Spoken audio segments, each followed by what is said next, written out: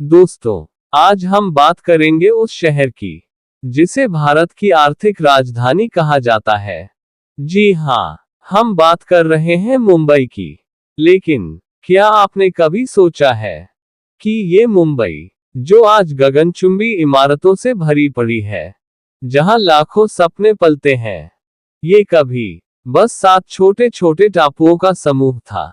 बहुत समय पहले मुंबई को लोग हीनस्थानी कहते थे, और ये जगह 7 टापुओं से बनी थी।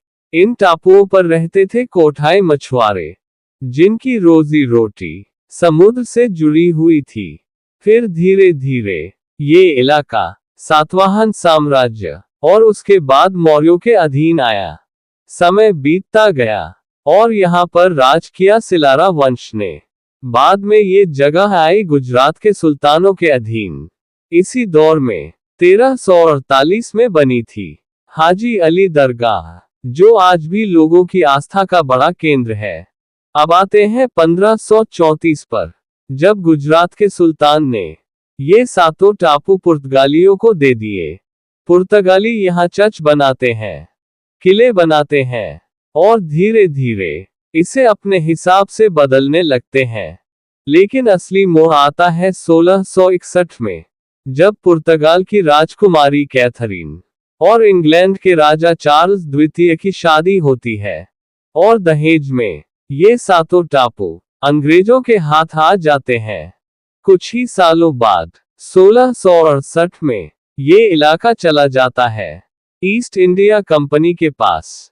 बस फिर क्या था, ब्रिटिश यहाँ बंदरगाह बनाते हैं, रेलवे लाते हैं, और धीरे धीरे मुंबई बन जाता है भारत का सबसे बड़ा व्यापारिक केंद्र। अब आते हैं आजादी के दौर पर। 1885 में मुंबई ही वो जगह थी जहां भारतीय राष्ट्रीय कांग्रेस की पहली बैठक हुई, और 1942 का भारत छोड़ो आंदोलन यहीं से शुरू हुआ था। सोचिए, ये शहर सिर्फ सपनों का ही नहीं, बल्कि आजादी की लड़ाई का भी बड़ा गवाह रहा है।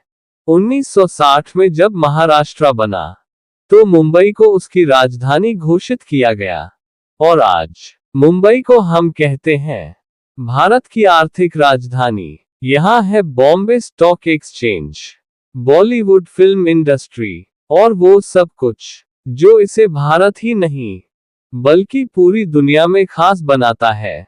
तो दोस्तों, ये थी कहानी मुंबई की।